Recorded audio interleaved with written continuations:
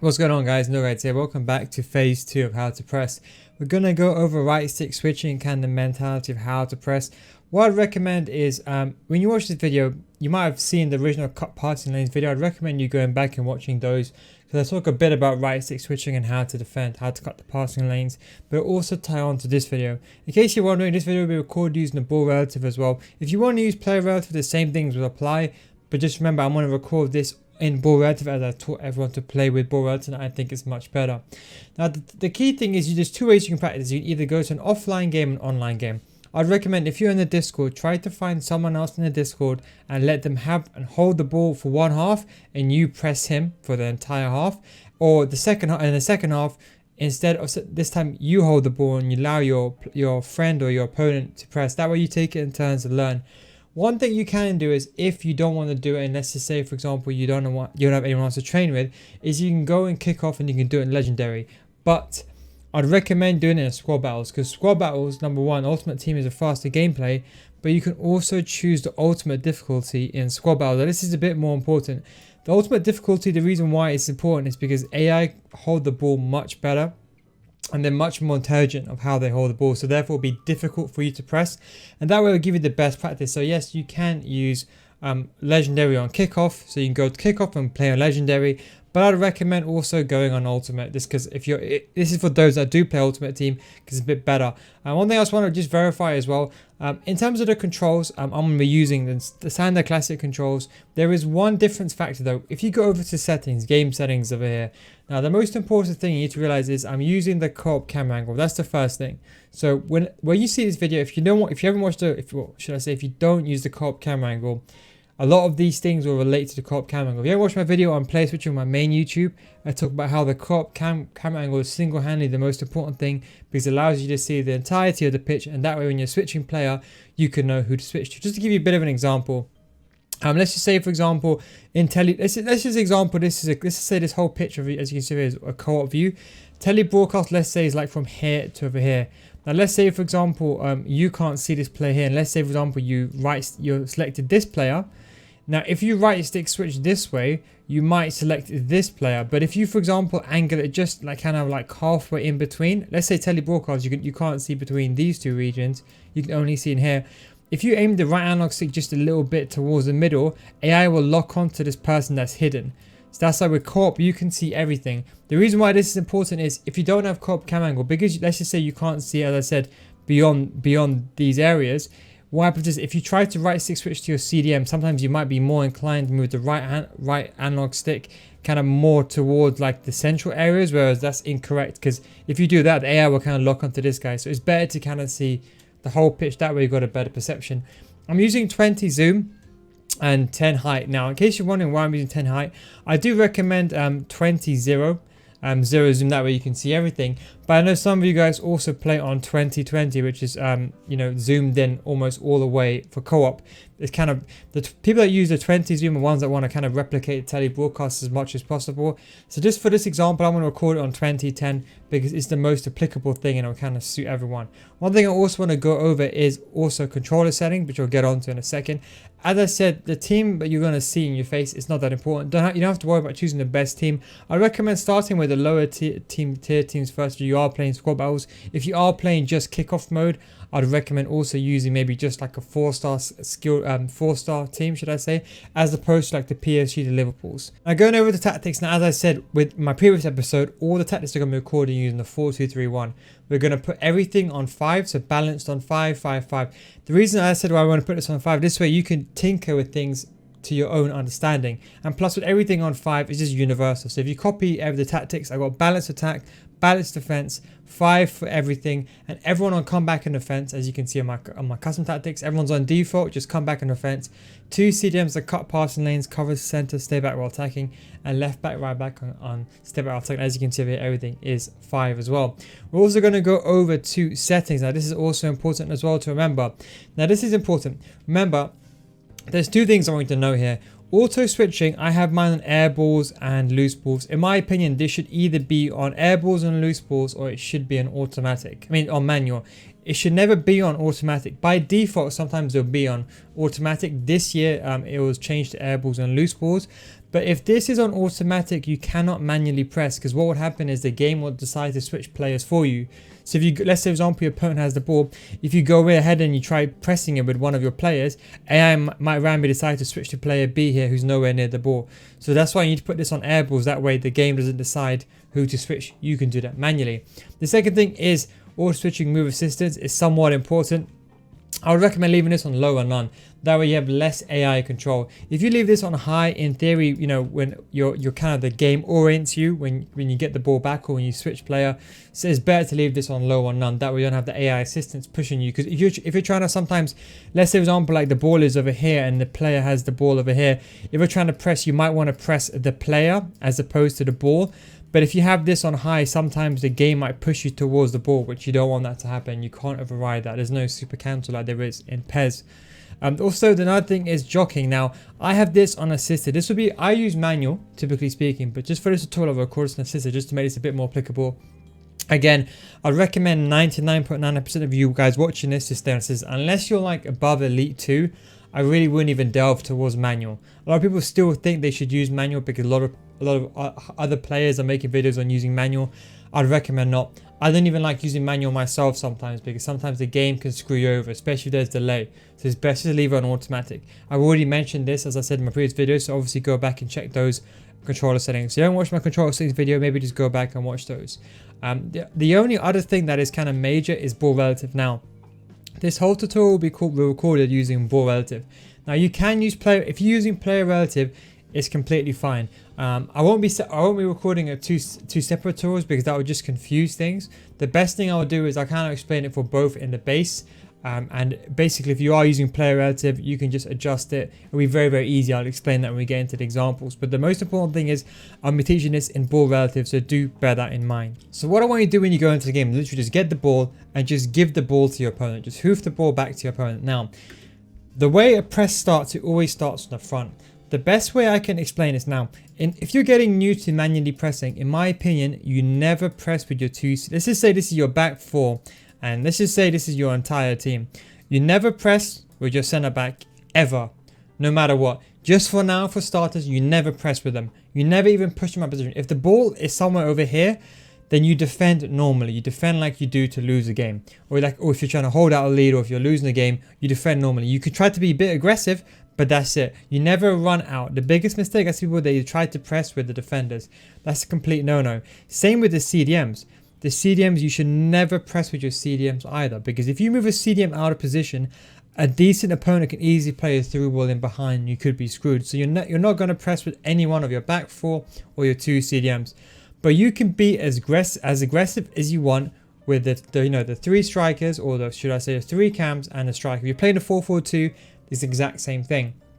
The main thing is you can be aggressive with these guys, but once the ball goes past these guys and they're nowhere to be found, you cannot be aggressive with your CDMs. You've got to play safe, and that is key. Now, the key with pressing is the same with cut passing lanes. Now, when you choose a player, there is two ways of choosing a player. So let's say, for example, like over here, right? I have the ball with Nedved.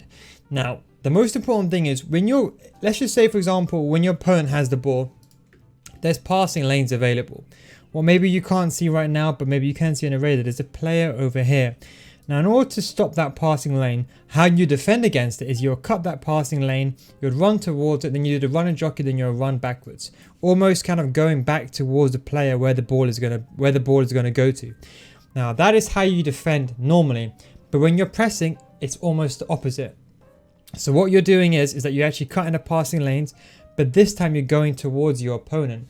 You're applying pressure. So this is basically contrary to what I taught you before. The reason why I couldn't teach you this early on is that it wouldn't have helped you. It would probably negatively impacted your defense. But when you're pressing, you should do this opposite. Now, pressing depends on whether you're winning or when you're losing. In my opinion, you can do a very light press with your front, which, as I said, with your three cams and your striker. We're just going to call this the front four from now on. You can do a light press with the front four, but when it's 0-0, you should never, ever press. There is no need to. Just play passive. It's better to be more safe and stable defensively as opposed to attempting and trying to press. So now you understand now. Using your front four, you're selecting a player. Now, I like to break the pitch up as well. Now, sometimes the player is not going to be in the correct position, but in terms of the front four, I like to break up something like this. So if the ball's on this side, my lamb will control it. If the ball's on this side, I'll use my ram to press. If the ball's in the middle, I'll kind of use my striker first. If my striker is not available, then I would use my cam as a second option, only if my striker can't recover in time. That's the way you typically to press. But sometimes the player is going to be out of position. Now the key thing is, how do you choose the correct player? Now, let's just choose Nedved, for example, right? So here, you see, when I'm pressing, there's something to know, and this is why pressing becomes very difficult and it's hard to teach us. I'll be honest, the best way I would say for right stick switching and for pressing is practice. I wish I could say and I could show you a tutorial completely in depth, showing you exactly when to press and how to press, but there's like 1,000 different scenarios. The only way you can do it is if I give you the theory behind it and you implement it into your game. The best way is practice. Same with right stick switching. Right stick switching is a bit buggy. The reason why I'm saying doing it in squad battles and doing it on kickoff and not rivals is, number one, it's easy to do. But number two, when you use right stick switching online, there is a chance of failure. This is not on your end. This is just the game. Right stick switching sometimes registers the wrong way. This is important. Let's say, for example, the situation now. As I said, this would be in ball relative. Ball relative takes into account where the ball is. So if you wanted to switch to, for example, Neymar, you would flick the right analog stick to the top right. Now, we're going to do it in terms of a clock. So we're going to have a clock. So we're going to have 9 o'clock, 6 o'clock, 12 o'clock, 3 o'clock, and so 12, 3, 6, and 9. So whenever I say you're going to flick the analog stick to 1 o'clock, 1 o'clock will be about here. So we're going to use this axis, should I say, X and Y. We're going to plot it as kind of a clock. So if you wanted to switch, so in terms of ball relative, this is just referring to ball relative, okay? In ball relative, if you wanted to switch to Neymar, you'll flick the right analog stick to about 1 o'clock. That's it. Now, how you switch? Now, in terms of habit, I'd recommend letting go of everything. Now, here you can see me pressing the run button. I'd recommend just letting go of everything, switching to the player, and then controlling the ball. So what I'm trying to say is, if, for example, let's just say, hypothetically speaking, you're controlling Nedved, it's better to, if you're running towards him with Nedved, it's better to let go of all your controls, right stick switch, flick the ball upwards to pass to switch to Neymar, and then start running jockeying with Neymar again. Why is this important is, when you go into right stick switching the first time, sometimes you might right stick switch to Neymar, but you might be already running forward Nedved, and because it's hard for you to quickly change direction, if you switch to Neymar, he might go run forward. So you might actually continue running forward. So because if you're holding the run button and you're running forward with this guy, then you suddenly use the right stick switch and you go to Neymar.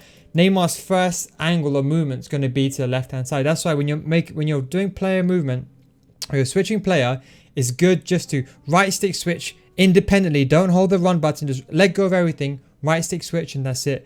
In this case, if you wanted to right stick switch to Saint Maximin, it'll be more towards like a 2 o'clock. In terms of ball relative.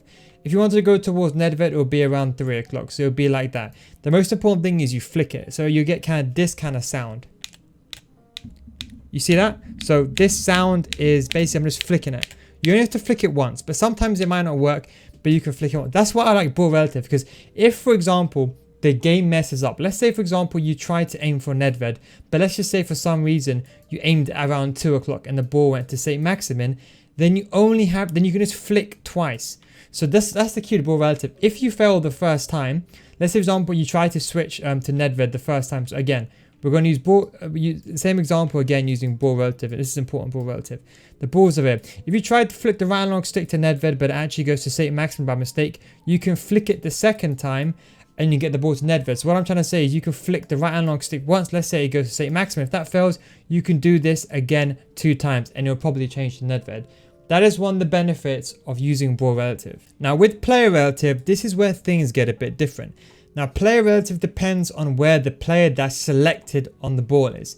As you can see, the red marker is above Nedved's head. So that means if I wanted to switch to Saint Maximin, I'll have to do the opposite. So before using the ball as a reference point, now the player with the red marker above his head is going to be the reference point. Remember, right stick switching is only when your opponent has the ball. Therefore, when you have the ball, let's say you have the ball on your feet, you're going to have the analog stick basically above, the red marker, and you're going to be controlling the left analog stick, that player, so you can't right stick switch. If the ball is over here, for example, and there's 2 players running towards the ball, the initial player with the red mark above his head is going to be the player selected. If you want to switch to then the other player, you have to right stick switch towards him.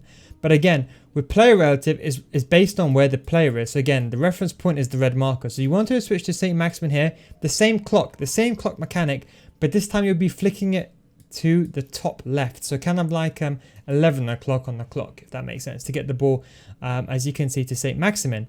Then if you wanted to switch to Neymar, it would be a bit difficult, and it would be around, I would say, about maybe 8 o'clock. But you see, in this situation, it's very, very hard because they're so close together. You know, you can argue the right analog stick, the difference is very marginal, and that's why sometimes using player relatives is inefficient, because you've got loads of players together, you might get stuck.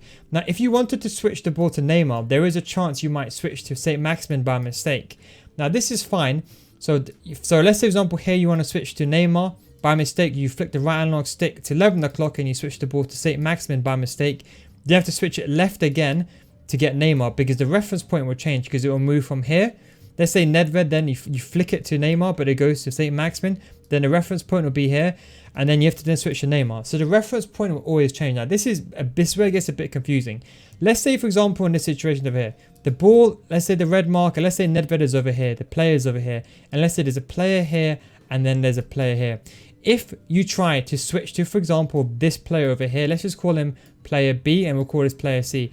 If you try to switch to player B, you'll have to flick the right analog stick here, because the reference point will be where the player is. You have to kind of flick the right analog stick to about, let's just say, around 12 o'clock, maybe even 11 o'clock. But the issue with that is sometimes the game might mess up and then it might select player C by mistake, but then the reference point changes. So if you're under pressure, sometimes you might panic and you might change once to this player. And if, for example, if you want to go to player B but you want to player C by mistake, the reference point will change. So now, if you flick to the left hand side again, it might not go to player B. It might go to someone like player A that's not even near the zone. So that's why you need to understand. If you're using player relative, the reference point will always change. So if you switch to this player, the player C, then the reference point will now be upwards. Or so if you want to change to player B, the reference point will now be 12 o'clock. So here, if you want, so again, if player B, player C, if you want to change to player B, the reference point here would be 11 o'clock, and then here would be kind of like 9 o'clock.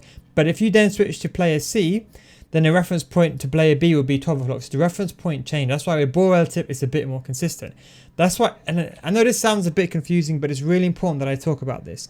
The second way of switching is by using the L1 trigger, or the LB trigger. Now the L1 trigger is when you press the L1 button. This is why the second defender icon is really, really important. When you go into your settings, make sure you have the second defender icon above the player's head on. This is important. In phase, well, I'll probably say phase 3, we're going to go over second defender press or compressor. This player, that if you apply, you might know the R1 button, which is by default, the R1 button is your second defender pressure, or secondary press, or compressor, which is otherwise known as. The second player will press. It doesn't really work that well, but the player with the icon above the head, the gold icon, will be the player that will press with second defender pressure. We'll get onto that in phase 3. But also, if you want to switch to this player, if you press the L1 button or the LB button, you will switch to this player guaranteed. So what that means is, let's say, for example, here you have the ball, you're selecting Nedved, regardless if you're on player relative or if you're on ball relative. Let's say you want to switch to St. Maximin. Sometimes you might not have to flick the right analog stick to 11 o'clock if you're using ball relative, a player relative, or if you're using ball relative, it will be the opposite. It will actually be kind of 2 o'clock, because it'll be like that, because the reference point will be where the ball is. Now the difference is you might not have to do this, because that takes time. Sometimes you can just literally press L1. Now if you press the L1 or the L1 or the LB button, as I said, when your opponent has the ball, you will guarantee switch to that player. So that is the most important thing. That's player switching in general. So if you want to player switch, use the right analog stick. If, for example, you want to use ball relative, again, ball relative, as I said, the ball is the reference point, and then you have 12 o'clock, 6 o'clock, 3 o'clock, and 9 o'clock. So wherever the ball is, if the ball is over here, the reference point will be like 12 over here, and 9 and 6. So wherever the ball goes, the reference point will always stay where the ball is. With player relative is where the red icon is. So with player relative, it's the opposite. So player relative where the player is. So again, here will be 12 o'clock, 9 o'clock, 6 o'clock, and 3 o'clock. And the reference point will always change. So you select a player down here, then the reference point will be there. And that is one thing to bear in mind. That's why the L1 trigger is important as well. So that way you can guarantee the switch. Okay, so now your opponent has the ball. You got to decide what to do and where to do and kind of what player to select. Now, let's say your opponent has the ball over here. In theory, you want to select the nearest player. Now, you can also press with Neymar here. That would be the more viable option because Neymar's my striker in this situation. And that way, if you press with Neymar, you still keep these 3 cams in place. So let's just say in this case Neymar, which is over here, if you run back with Neymar, you're essentially keeping the midfield 3 in shape. If, for example, I bring out someone like Nedved, then essentially you're selecting, and Nedved in this situation is my lamb, you'll be selecting your lamb to press the ball. Now the reason why that's not maybe efficient is because if you go towards him and he plays a pass in behind, you could get screwed. That's why it's best to press from the front. But sometimes it's not viable. You know, over here, these guys are acting as deterrents.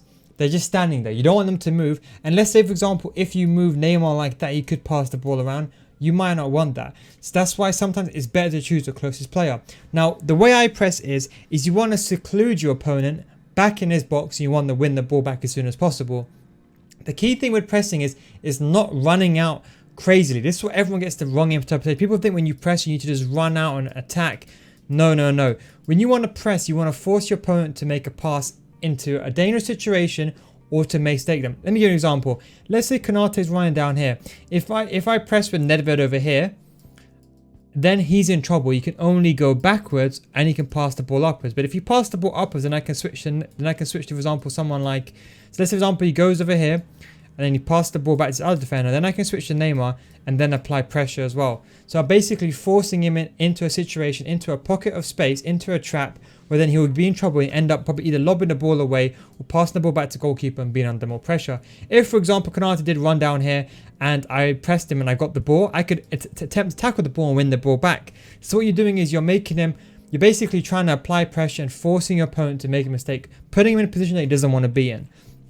But sometimes it's not always viable. You might be too far away.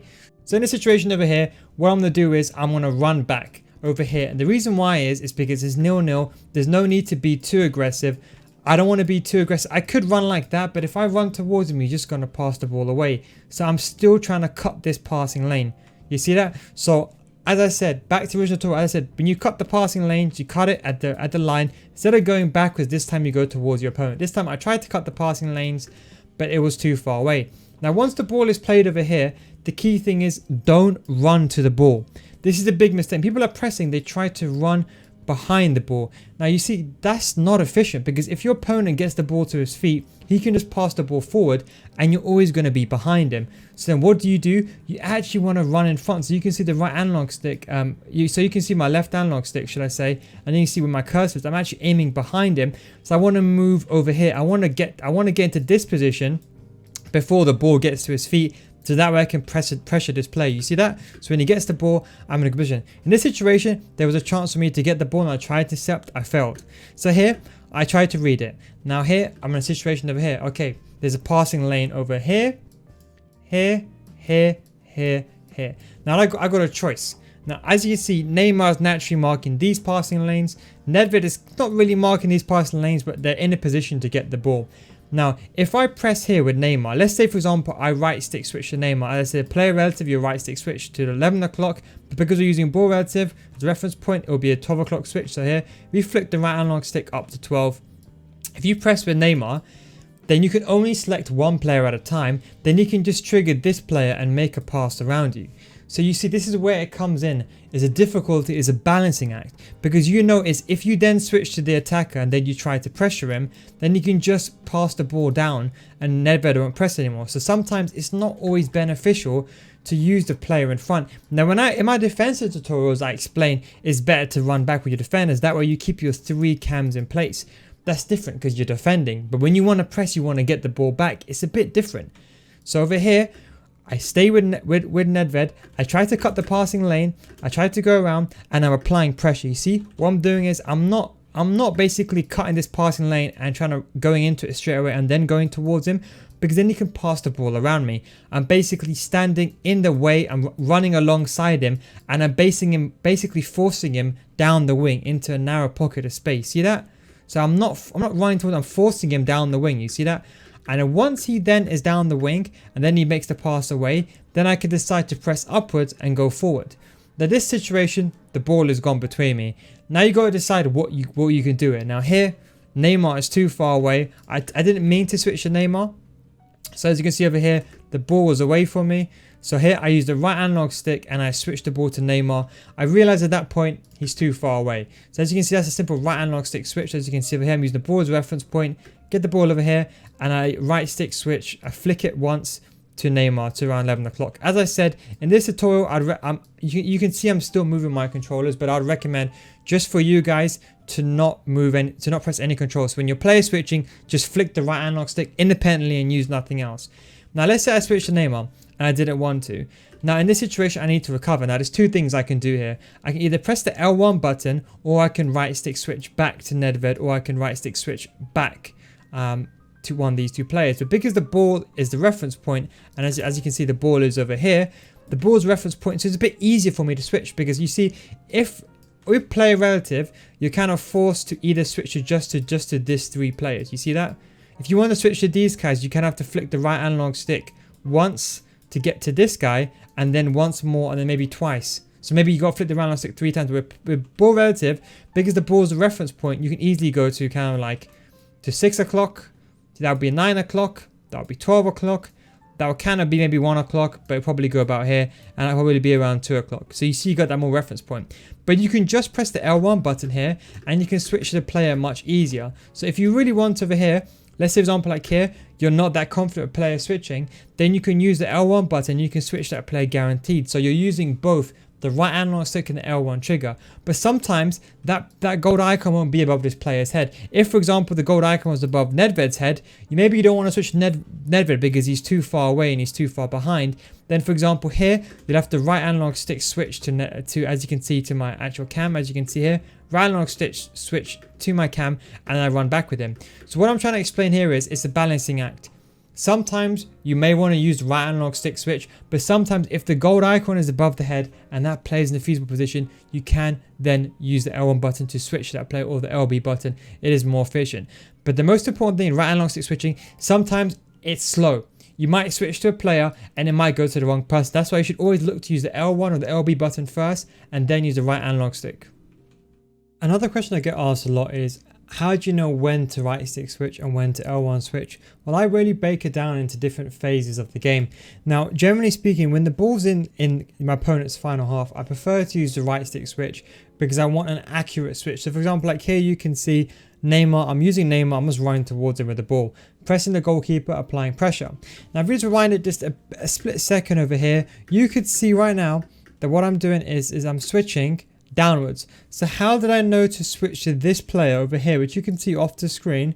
Well, it's because I'm looking at the radar. This is where the crop cam angle really takes into account. So I scored an own goal here. So I want my opponents to go ahead. Basically, when your opponent is ahead, they hold the ball much more. So you're playing against Legendary AI or against Ultimate. If you concede 2 goals or you go 2-1 down, what happens is your opponent holds the ball a lot more. Now, I've given the ball back to my opponent's goalkeeper. Look, you see, when it's a goal kick like this, sometimes you can only visibly see one player on a pitch. So what you have to do then is you then have to look at the radar. Now this is where I think the difference between the top tier elite players and the good players use. The reason why I advocate co-op cam angle for many people that are below elite is that they get a better understanding of where players are, where they're positioned. They get a better perception of the pitch. They know, for example, how many players there are forward, which players are gone forward, which centre backs out of position. And also when you're attacking, you can see all attacking options, and same likewise defensively, you can see all your opponent's attackers. So here, for example, I can see that Neymar's on the screen, but there is no one else near him. The only way I could realistically see or switch someone else is if I look at the radar and then I see there's a player over here and there's a player over here. Now I decided to right stick switch downwards, as I don't know, just kind of because I just thought, you know what, he might go that way. So as you can see on the analog stick, again using ball relative, I moved the right analog stick just like that. It was kind of like 6 degrees, 6 o'clock. Almost like 6-7 o'clock, and as you can see I then switched to my RAM, and as you can see right now my eyesight, I'm still focusing on the radar and I'm running forward. So what's happening is here in this situation is once the ball gets played over here, once I've given the ball to my opponent over here, once I can't see anyone else, I'll keep pressing with Neymar, But once I'm here and I see the passes being made, I then look at the radar. Ideally, I would like to go to someone that's over here or someone that's over here behind the scenes. Because he passed the ball over there, I made a mistake and I went to the guy below, as you can see. And then after I rectify the issue by moving the right analog stick to the top left, as you can see over there, and I then switch to this player. So all this right stick switching is done by the radar. So you can actually do right stick switching just by looking at the radar. That's why when you see me when I stream a lot of the time, you might see me when I look at the chat, you may be thinking, how am I switching players if I can't even see what's going on? After time, you'll start getting into the habit. And the good thing with ball relative, this is why I like ball relative the most. If the ball is over here, you know that if you do a kind of at almost 6 o'clock, 7 o'clock, or even 9 o'clock or 8 o'clock, if you go to anywhere of these vicinities, you're going to either select your right back or you're going to either select your right attacking mid. So the good thing is, even if you're having second doubts or you don't know where to go or you're panicking, you will know if the ball is over here, you know if you flick the right analog stick to the top left, it will go to a lamb.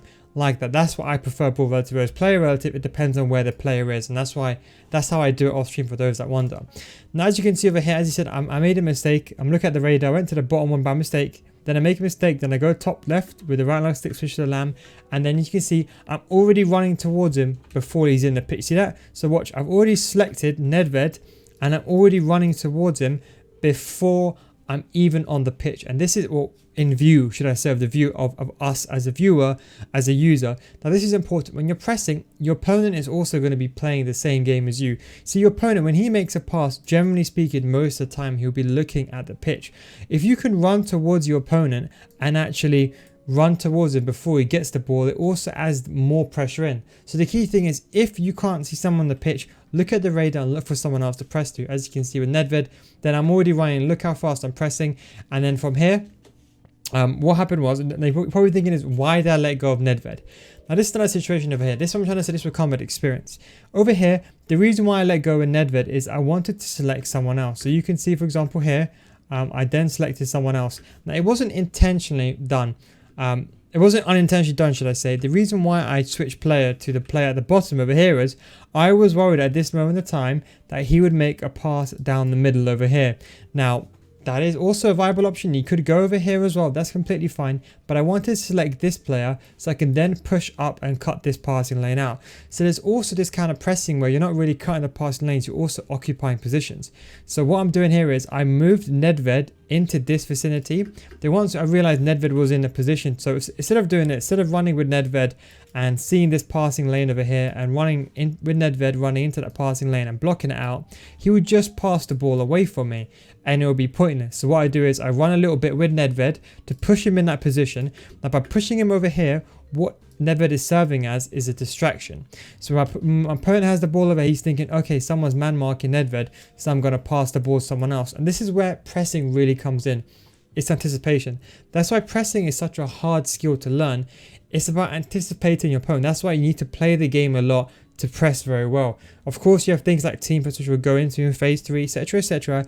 But the most important thing is anticipation. You need to think in the mind of your opponent. What would my opponent do in this situation? So what I did is I read that he was going to mark pass to this person over here. So I was like, you know what, that's the most clear and obvious person. So as soon as I put Nedved there, then the reason why I used the right analog stick then is I let go. See, when you let go of Nedved, look, you see he just lets go of him. Now you see AI, he still stays in that vicinity. Do you see that? So by doing this, again, let go of Nedved, he blocks that place, and then I can manually select this play, then push up. That way this passing lane is marked, and that way if he does pass forward, I can then commit even more forward pressing, and also I cut this passing lane off to this play over here. So I'm doing 3 things at once, as you can see. Now once you get to this situation, this is a question I get asked a lot. When you're here and your back is exploited, your 2 CDMs and your midfield 4, what do you do? Now, if you're losing, let's say for example 2-1 and it's 46 minutes, you still be passive. No matter what anyone tells you, you defend the goal first. The last thing you want for your opponent to score and make it 3-1. If you were losing, let's say in the 80th minute and it was do or die, then maybe I'll start to run out with my CDM, maybe. But because of the simple fact is that we're 2-1 ahead, there's no point pressing. Now you may see some of the pro players running out with their CDMs. The reason why is they do what I like to call covering runs. So what this means is if they run out with their CDM or if they run out with their right back. So let's give an example here. you might see, and this is why I think a lot of you guys are so used to copying the pros, because you might see, for example, a pro player, they might use their left attack in mid, or they might use their left back, and they might run towards this player to apply pressure. Now that is completely fine. What you're basically doing is you're curved, so I would curve my run like this, that way you're cutting this passing lane, and I'll apply pressure. But you see, once you apply pressure, you create a gap like this. And remember how I said in the beginning, you don't want to create gaps for your opponent. But then again, it comes to anticipation. When you get to the skill level of knowing how to read play, you will know, for example, okay, if I run with this guy, with this left back, and then that means that he's going to be free to make a run down the wing, then you would know to right stick switch to your center back and then cover that run. That's what a lot of you guys are seeing the pro players do, and you're trying to replicate that into gameplay now, whereas that is correct to do at the higher tier. That's why many of you guys suffer, because what many of you guys are doing is you're running forward with a left back and you get done down the wing, but you don't have the ability yet to defend with the center back. So that's the most important thing. So obviously pay attention, it's anticipation.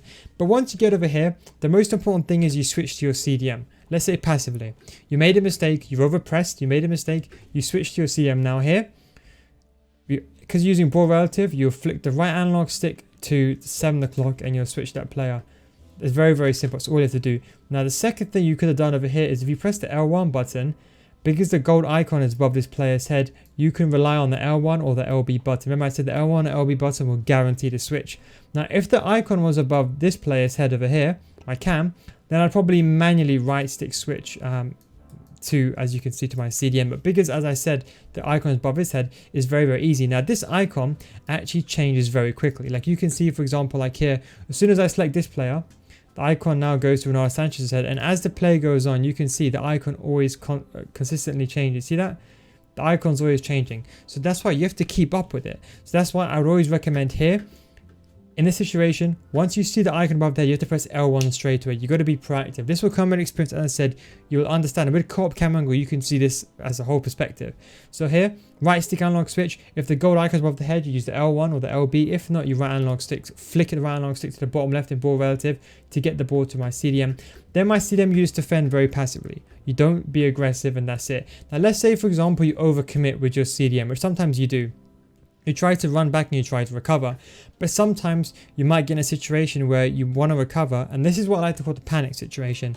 Many of you guys asked me, I tried to right stick switch here, but there's not enough time. This is kind of a choice.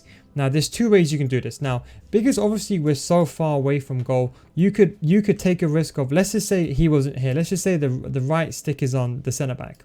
Now, of course, you can run forward and then maybe create the covering run, because you anticipate the through ball in behind. But let's say you don't do that. Let's say, for example, you try to select Kante, but by mistake you right stick switch, and now the icon's above this guy, and then it goes to Kante thirdly.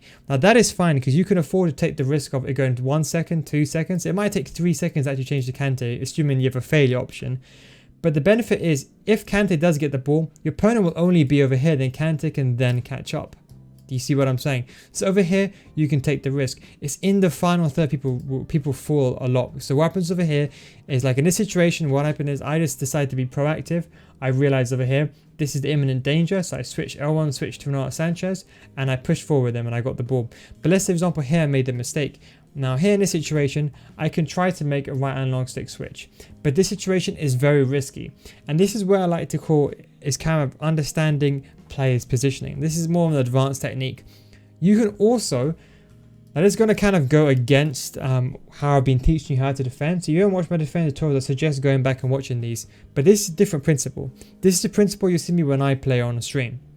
If, for example, the ball is over here, I can, if I want to, be aggressive with Robertson, my left centre back, because my left back is out of position, he's over here.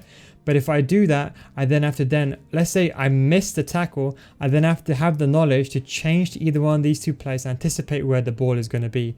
That's the key. A lot of people don't anticipate, they just think of the first option. You have to think what's going to happen if the outcome fails. So here, for example, I try to change back to Ronaldo Sanchez and play it safe. Why? It's because over here, as I said, switching to my centre back over here, it's not viable. There's no need to switch to my centre back over here. There's no real point. The ball is going nowhere. If I switch to the centre back, then he can just make a run in between. So it's not worth the risk. So here, it's just worth just switching back. You know, for example, like here, as you can see over here, I just literally just, if you look at the control on the screen, I press the L1 button and then I switch to the nearest person. It doesn't really work out. So then watch over here. again, you can see I'm still following along with him. You see that? So what you can see, for a split second, I press L1, but sometimes the L1 button doesn't register. And as you can see, it registered this time. I switched to L1 button and I recovered because I knew there was no danger there. Now, when the ball's in this situation over here, it's a bit different. Now, realistically speaking, you want to right stick switch to either one of the players over here and you want to cut this passing lane. But sometimes, because of the way the game works, there's an element of failure. So I recommend in this region over here outside the box, just use the L1 or the LB switch. In the beginning, I said use the right stick switch because it's important for you to learn it. But I think a lot of you guys, maybe some of you guys are new to right stick switching. I think it's too much of a skill gap right now to learn. I think, in my opinion, right stick switching is a major skill gap in the game. And I think although it is a bit buggy, if you do struggle, if you're inside the box, you're in any one of these two vicinities, just use the L1 switch. So what happens, for example, if you want to switch to a player that's too far away? Let's say, for example, if I press the L1 button over here and I try to cut this passing lane out, I might be too late.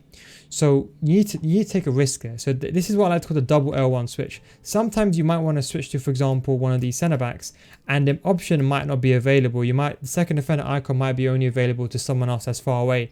Now you could L1 switch here and try to cut this passing lane, which is a feasible thing to do, cut these two passing lanes, but you might get there too late. By the time you control the ball, makes a pass, you could be left behind, and you could have got the ball and you could have turned, you could have shot. So you press the L1 button once and then you press it again. It will normally change to one of these three center backs. Now, which one? I can't really tell you. It just depends on experience. The best way I can explain it is the more you do it, the more it will come to you naturally. I can't really explain it because it just depends on situations. If, for example, in this situation, if I press the L1 button once, as you can see, I press the L1 button, then it switches this player. The nearest person, the second defender icon is here. So what I realized is, okay, I can't change to Blanc, I can't change to any CDMs, so I just stick with this guy and I apply a bit of pressure and still control the central area. See that? So here, I'll be honest, I want to switch maybe one of the center backs or maybe someone like Blanc so I can move in, but I end up switching to this guy, applying a bit of pressure, which I didn't intentionally mean to do, but I do it. And over here, when I do switch to him, which is completely fine, at this situation I realize I'm in trouble because the player I want to switch to is this guy. I don't want to switch to this guy, so it's better off just staying with him. And remember how I said the principle? Just pushing him wide. Now don't forget, this is AI, right? So again, I push him wide and I apply the pressure. It's the same thing, and this is one thing that I said will come with experience. The next thing I want to go over is a double switch. Now a double switch is if you want to select the person that's not on a second defender icon, chances are if you press the L1 or the LB button twice, it will select that player. So this is an example. So say not a second later, I lose the ball with Saint Maximin. Then once I got the ball over here, I'm in trouble. Now here, I wanted to switch the ball to Kante, but I realized there's still a chance for me to press the Saint Maximin, so I don't switch yet. Then once the ball is given away from me, I am now in trouble. If I press the L1 button once, it will switch to this player. Now sometimes in a situation, as you probably find yourself in, it's panic. You don't have time, you don't think to right stick switch to this player because of just the situation you're in. You're just panicking, you're trying to cover with Saint Maximin, you're not thinking about right stick switching because you're trying to press with this guy. So this is what I like to call the double switch. The first L1 switch will go to this guy with the gold icon above his head. But let's say, for example, there's another player you want to switch to. There is a big chance if you do a double L1, so the L1 switch first to this guy, the second switch will be to this guy. Because what would happen is when you switch to L1 to this guy, let's say now the red marker's on him, the gold marker will go on the next available player. It wouldn't go on Saint Maximin, it'll probably go to Kante. So that's why the game is actually pretty smart in terms of L1 switching. It's not as bad as you think. So sometimes you can use, now I want to slow this down, I want to show you. Now this will come again with experience. So you're going to see this over here. You're going to see how I lose the ball over here. We're going to speed this up a little bit. Then as soon as I lose the ball over here, we're going to slow this down. Now you can see this in basically in frame. That should make it a bit faster. That way make it a bit realistic. So as you can see, we lose the ball over here. Then watch. With the controller on the screen, I'm in trouble. I don't know who to switch to. So I'm running back with Saint Maximin, and then it's only here I realize, okay, you know what? I'm in trouble. So I press the L1 button once, as you can see over here, or LB if you're on Xbox. And then I press it again. Do you see that?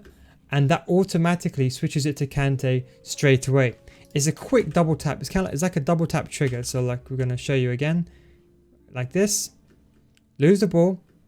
Then I want you to focus again on the actually it will slow down even all the way now. So again, I realize, okay, I'm in trouble. So I do an L1 switch, or I attempt to do an L1 switch first to Trent.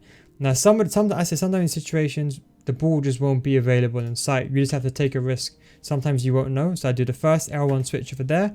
And I know that if I press, so normally if you wait, the icon will go to this player's head, and then you can then press L1 again and you can guarantee it. That's what I would say the best way to learn it. But because I've been playing this game for a long time, I pressed the L1 the first time, and I know as soon as I let go of the L1 button, if I press the L1 button again, it will initiate a double switch. So again, it's all to do with experience. So again, I'm going to play this, lose the ball over there, make the pass, he makes the pass. I do the first L1 switch of just when I run back with St. Maximin, I now do the first L1 switch there, I let go, then I press the L1 button again, and that way it goes straight from St. Maximin to Kante. You see that? And as I said, that will come with experience. So if you ever in doubt and you think, okay, you know, the person I actually want to switch to is not the correct person I selected, just press the L1 button twice and chances are we'll select the correct player. If there is the wrong player available and you've got no choice, just be very safe. Like here, I decided to run out and apply pressure. Now, this is one thing I was going to say is, if you apply pressure with your CDM, this is what I was trying to say when you're attacking. This is what I was saying to play passive. Because this passing lane that's available, right? As you can see, with Kante, I then went towards him. But if I went towards him, you can just do very simply a ball all around me and make the pass into my striker. That is why I say it's better just to be very passive over here. Now, if you want to press, you could maybe apply a bit of pressure with Kante, but that's it. So if I was to do this, let's just say, for example, my opponent was holding the ball outside the box and he was wasting time, because you might be thinking, okay, what if he's wasting time? What if you actually need to press because he's holding the ball over here? Then again, I'll do a little bit of a press with Kante here, and then I'll right stick switch to St. Maximin and I'll continue the press. So what I'll be doing here with Kante, be making a forward movement, applying a bit of pressure towards the ball, and then running back, and then switching over to St. Maximin. That way you don't commit all the way, because when you commit all the way, there's a chance the player can get around you, and then you're put in that dangerous situation. So if you're ever in doubt, double L1 switch. If you are in trouble and you want to press a little bit and your opponent is holding the ball outside the box, maybe apply a little bit of pressure, but don't go towards the ball. Right stick switch to one of the attackers and then bring them back manually. Now, this is a question I get asked quite a lot. What do you do if you want to switch to your back line? People always say ball relative doesn't work, because if the ball is over here, if you want to select your left centre back or your left back, how can you do it? Well, number one, first of all, you'll never get in a situation where you'd want to select your left back or your centre back before your CDM. There might be some rare situation where, for example, your opponent's striker is in front and the passing lane is evidently clear, and maybe you want to switch that player, bring him forward just in front manually. But that is, I would say, beyond the scope right now of right stick switching. That is complete advanced tier level. I don't even do that myself, but most of the time you want to switch to, for example, a player like this. And that's why, again, ball relative is very effective, because the ball, let's say the ball's over here, as you can see the throw in with Casemiro, the radius kind of radiates from where the center of the ball is, and then you can decide where to go. But what if you wanted to select your left back? What if, for example, your opponent was doing a through ball down the wing and you want to select your left back? Well, all you have to do is you press the right analog stick once and then you press it again. If you move the right analog stick twice till about I would say this is like 7 o'clock. No, sorry, maybe it's more like 10 o'clock, sorry, because the ball is over here. So it's like 10 o'clock.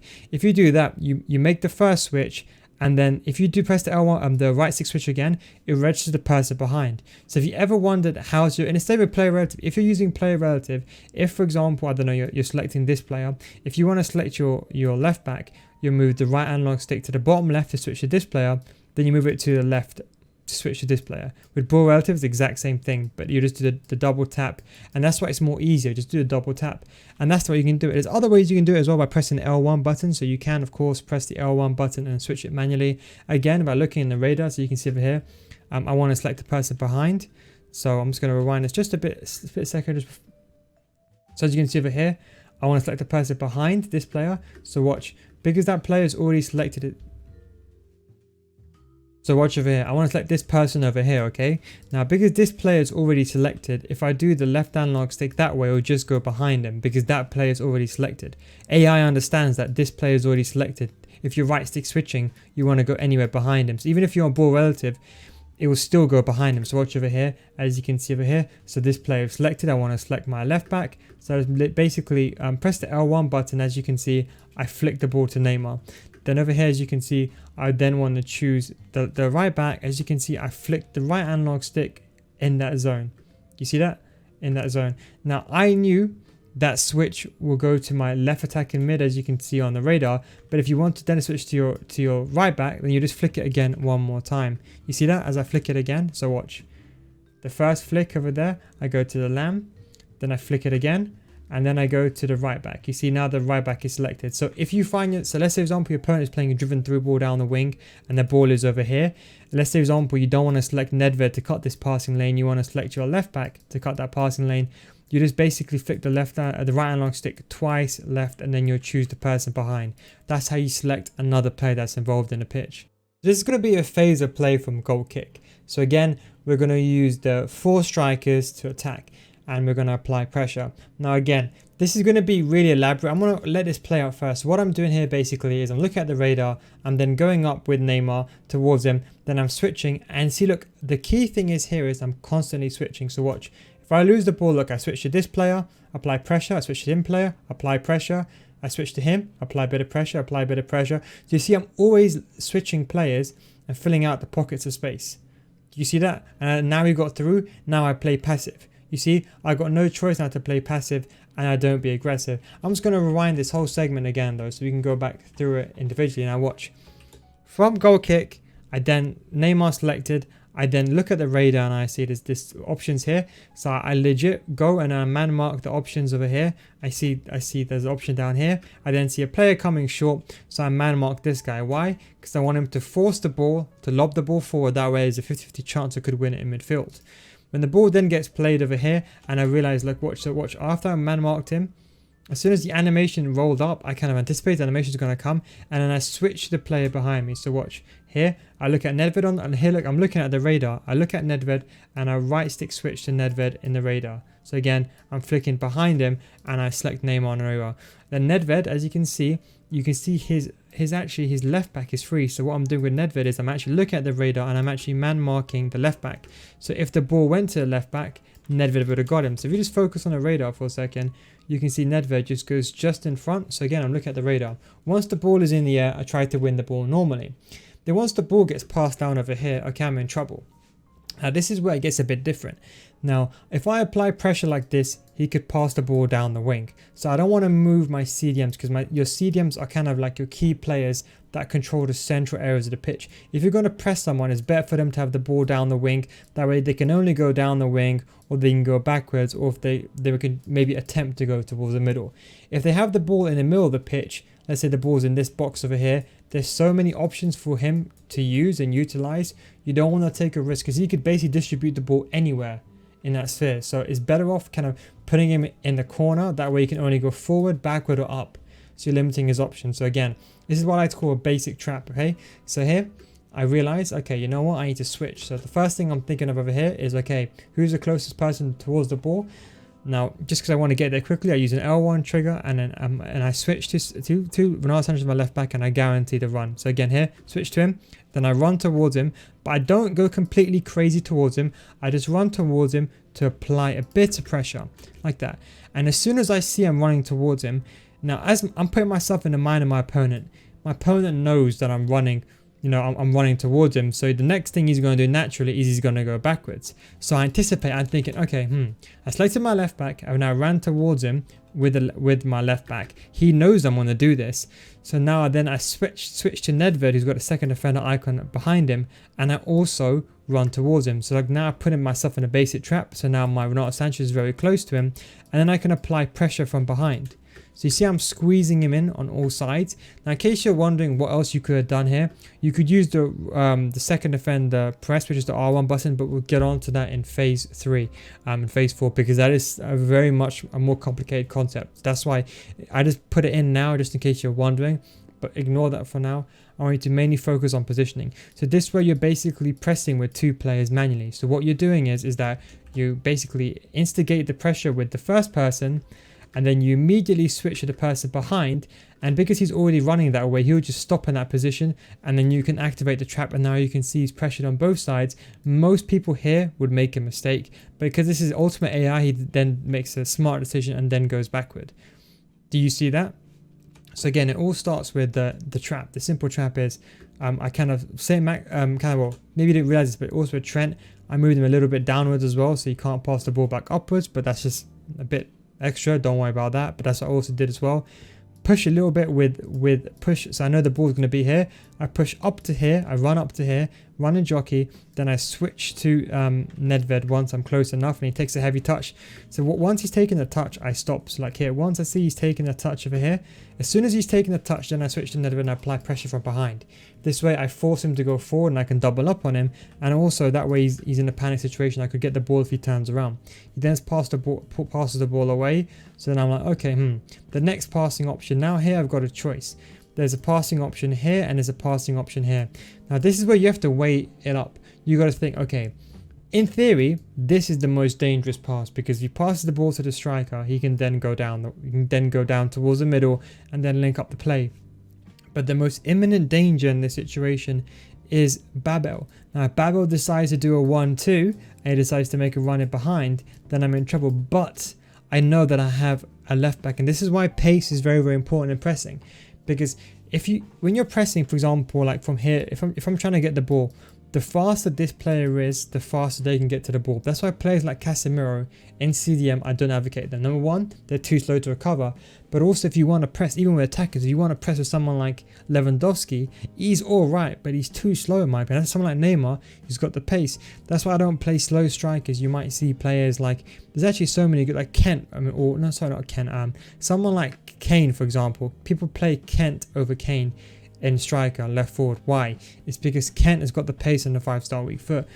Because Kane's got like 60 pace, if you try to press from the front, he's so slow. So that's why pace is so important, so you can get to the ball quicker.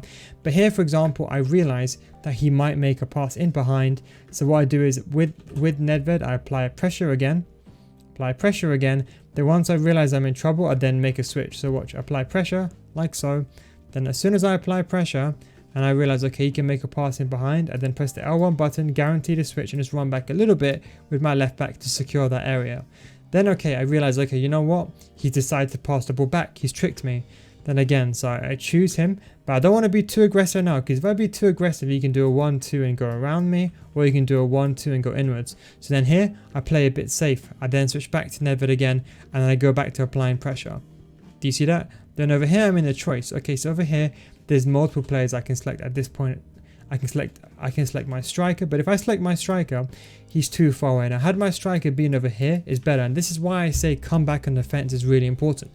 People always say to me, why don't you put stay forward on your attacking formations? Well, if you're trying to get the ball back and you're trying to press, if Neymar was over here, imagine how far I'd have to bring him back to press. So if I try to bring that Neymar over here, by the time he gets the ball, he's going to run around me. So that's why with the player on comeback on defense, they're naturally more defensive and more reserved, and they're going to be closer towards your box, and therefore they're going to be closer to the ball. So your opponent wants to waste time, you can just run towards him from the strike. If he's got the ball over here, then you can run like towards him as well. But by being so far ahead, you're on no man's land. That's why I don't put the striker on stay forward. You see, that's why it's better to have the striker on comeback defense. That way you can switch to your striker and apply pressure. But here, there's no need to select my striker because my cam is more closer. Had my cam been over here, I probably would have selected Neymar and ran towards him. That way my cam could have stood there as like, or St. Maximin in this case could have been like a visual deterrent, if that makes sense. But because in this situation, Neymar's too far away, I end up switching to St. Maximin again. What's the best way of doing it? The L1 trigger, because L1 switch. So I say why? Because the gold icon is above his head. So St. Maximin again, same thing. I apply pressure. Now again, I'm not running towards him completely because there's no passing lanes available. There is this passing lane up here. Now if I run up like this and I apply pressure, then he will start passing in between. This is where it comes to anticipation. You see these things, this is what I like to call intelligent play, which will come with experience. It's like, this is how they do it in real life football. If you decide to cut this passing lane out. Now when you're defending, remember how I said you mark the middle areas first? It's kind of the same thing when you're attacking. If I go ahead and I cut this passing lane like so, then you can just pass the ball there. Now I'd rather him pass the ball initially to this person and then defend that, as opposed to, for example, me trying to cut the passing lane, me being out of position, because then and then he'll be in front of me with the ball, and he can just take a touch like that. I'll be behind the ball, and then he could just pass the ball into a more dangerous position. So you have to weigh up the options here. I realize this situation over here, what I can do, like I did earlier on, is I can kind of trace him and I can follow his movement. This way I'm also blocking him from making a pass down the wing, but I'm also applying pressure. So he's moving down, looking to either pass the ball back. But what I'm doing is I'm kind of going like this, and I'm applying a little bit of pressure, but I'm also being wary of people behind me. So when I switch to St. Maximin like so, I understand that, and as you can see, I'm moving down and I'm going towards him, applying a bit of pressure, but I'm not over committing. You see, that's the key. I'm not running out towards him like that, because then he can make the pass around, then he can go there. So I'm just playing more of a conservative press. You see that? Then I let go of St. Maximin, because I know if I go any closer, what's going to happen is that he can just pass the ball around me and he can run around me, then I'm in deep trouble. So then I decided to leave St. Maximin as a visual deterrent. Like how I did before. I kind of ran towards him, applied my pressure, stood my ground, realized in a good position to just stand there. Then I switched to Nedved, as you can see over here. Simple switch. And how I do the switch, again, same thing. L1 trigger, or the LB button, or the L1 button. Why? Because the gold icon's above his head. And then I can kind of cut this passing lane like that, and I can kind of run like that and apply double pressure. You see that? And then once he makes the pass over here, then I got to be conservative now. So here, I apply a bit of pressure on Renato Sanches. I realize I'm in trouble. Then I'm like, okay, I'm in trouble now. I don't want to overcommit too much, because then he can pass the ball around me. So then I switch back to Nedved, and I don't cut this passing lane. You see, if I cut this passing lane here, then he could just pass the ball inwards. So I play safe.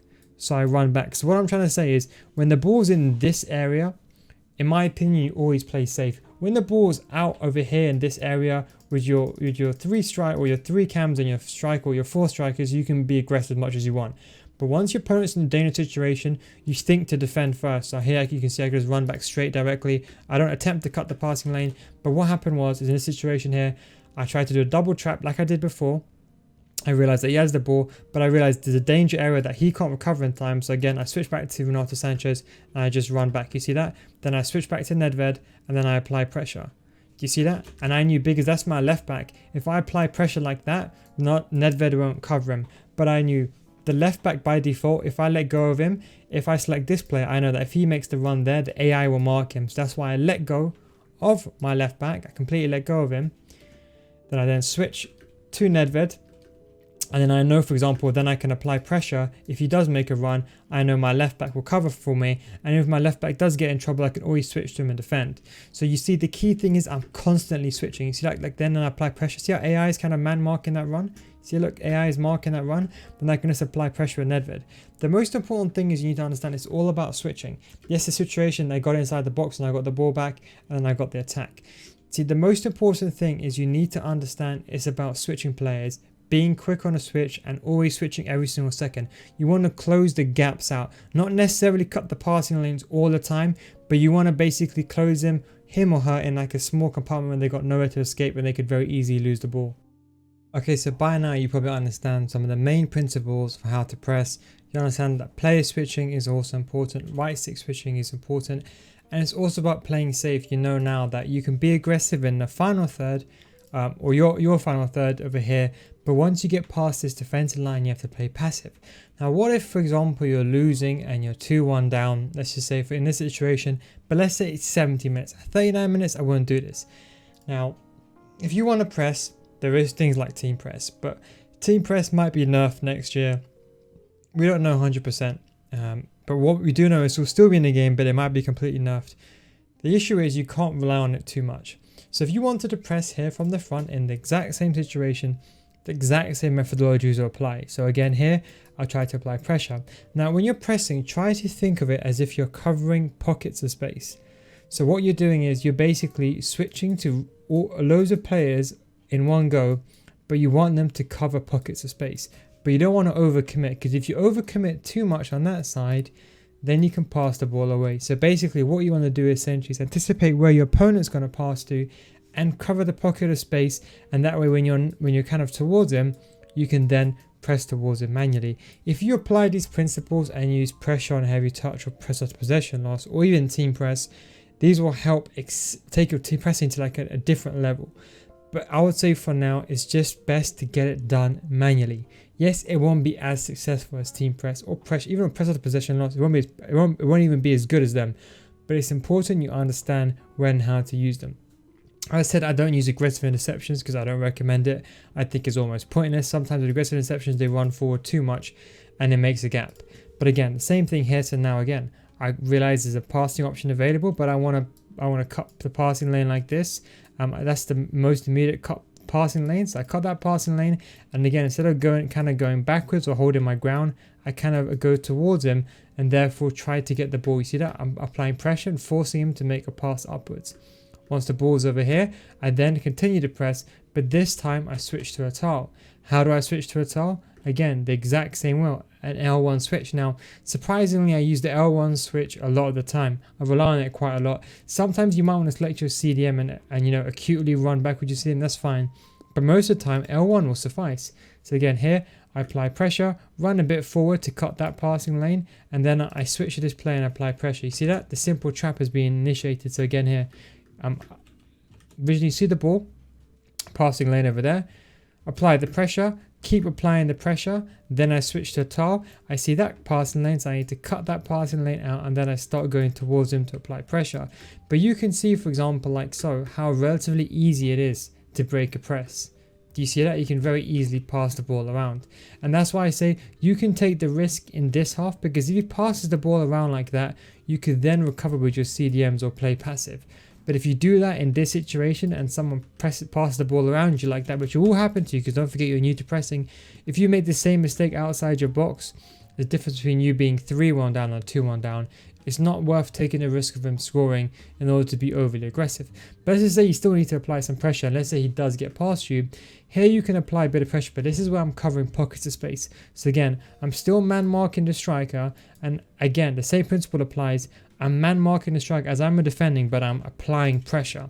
So as you can see over here, I'm forcing pressure, and then once he makes the pass like this to your striker, you're then in trouble. Then use your CDM and you recover as you do normally. So although you're going to have two CDMs, as I said, both on stay back while attacking, you can attempt to press on one if you want to, but the benefit is that you have two CDMs. Now, if you played a formation like a 4-3-3 and you had only one CDM, if you made that rush, you would maybe be a bit more in trouble, because naturally speaking, the two CDMs are better than one. And if you kind of have two CDMs together and then one runs out, at least you got one to run back in reserve. By now you should know how to defend with your CDMs, as you've probably been watching most of the series and hopefully you've implemented them. You should know how to defend with just one CDM. So here you could afford to take the risk, and that's why I use the 4-2-3-1 or 4-4-2. But as I said, most videos will be recorded in a 4-2-3-1 because it's the easiest thing to do. So here I knew that if I ran out with Trent and I tried to cut that passing lane as fast as I can, even though I knew you could do a ball roll and pass the ball around, this way I can apply pressure. But if he does make a pass, I could always use Kante and recover. You see, that's the key. So once I realize I'm in trouble, then again, I don't attempt to get him. I just recover, secure the central areas, and by that means I lose the ball. Then I can switch the ball back to Trent again, and I can carry on the press. Now here I realize I'm in trouble. Now here I make a risk. Even though the passing option is available, I just press him immediately. You see that? I take a risk and I press him immediately. Why? I didn't expect him. You know what, to be honest, if he'd made a pass like that, I would have been in trouble. But again, even if you made that pass like that, I could have overpressed like that. You could have made the pass like that, and I could have pressed like that, and I could have switched to this guy, and I could have pressed. So even if I made a mistake, you should learn to recover by filling up pockets of space, as I previously mentioned. The most important thing is anticipation, as I said. So like over here, then I apply pressure, I then run the jockey towards him, I then get the ball and I win the ball back, and I try to make a pass and I lose the ball again. Again, the same thing applies. Now this is important. When you lose the ball as well, your players will be out of position. This is mainly to do with team press. If you have team press on, if you lose the ball, sometimes you might find your left back over here and your CDM over here. During team press, it's extremely risky to apply pressure. That's why I only say use team press if you need to get a goal, do or die last 20 minutes. However, when you're 2-1 down, or let's say, for example, you're like maybe 1-0 down or it's 1-1, you want to apply a light pressure, you can. If you want to be overly aggressive with, for example, these players, and let's say, for example, it's 60 minutes, but you don't feel like you need to warrant team press yet, you can try to do this as a startup, because some people, they may not be that good as holding the ball.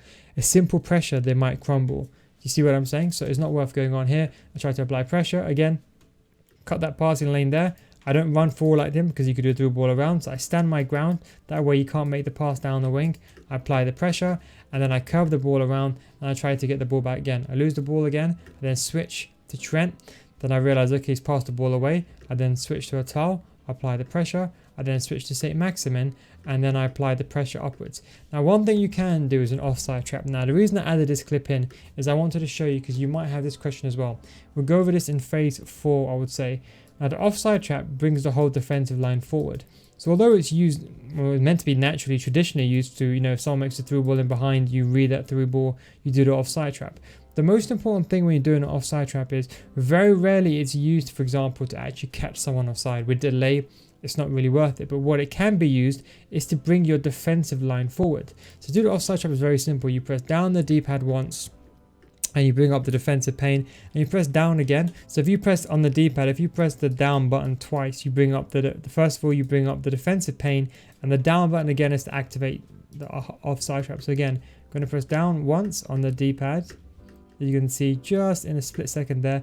As you can see, I did it twice. So the first one, what it does is it brings up the option pane, and the second one will activate offside trap. But because I did it so fast, I did it without thinking. So if you double tap it very quickly, it will happen instantaneously. That's how people do it so quickly. So I don't actually wait for the pane to come up, as you may traditionally know. I just press it down twice quickly and it just registers straight away. This brings the whole defensive line forward. Now, why is this good with pressing? That means that you could have your defensive line. So let's say, for example, like here, there's a big gap between these two areas. You bring this line forward and you'll squeeze the players over here to come out, and that way you could also have more players near here to press.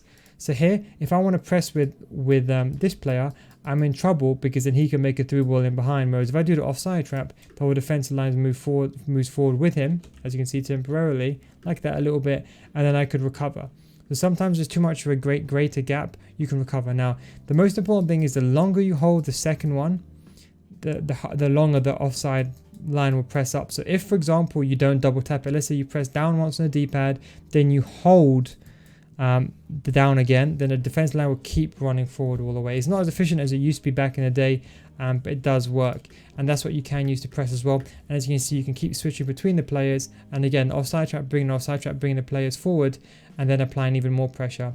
But by doing an offside trap as well, you also put your opponent in the mind of two things, because he sees your defensive line going forward, and sometimes he rushes a pass to get the ball in behind, or sometimes he might pass the ball away because you see too many players coming towards him. So you're basically applying more pressure with the offside trap as well. General rule of thumb though, until you get very experienced in offside trap, in my opinion, do not use the offside trap at all. I would really say don't even use it at all unless you really know what you're doing. But I just had to add it in this section because some of you may ask that question before you get on to phase 3. And the second thing is, when you do an offside trap, the key thing is doing an offside trap is never do it when your opponent has the ball on their feet, because if you try to do an offside trap here and there's delay or you mistime it, you can very easily do a through ball in behind and you're in trouble. And if, for example, he's facing towards goal, never do an offside trap, because that means he's looking to create the pass. If he's facing away from goal, or let's say the pass lane is there and the ball is in between, that's the best time to do it. Because if you do the offside trap, for example, like now, as you can see, the ball's in the middle of nowhere, it takes time for him to touch the ball, control the ball, and then make a pass. That's why it's better to do it when he's facing away from goal. That way, as you can see, the defensive line is moving before the ball gets to his feet. Then once the ball's on his feet, they just stand static. That is one thing I wanted to recommend. But that is going to be the end of phase 2. As I said, the most important thing is you learn, for example, when and where to do things. I just want you to go into a game now. I said there's a lot of things that went into this session. I want you to go into a game and I want you to just use your attack in front 4.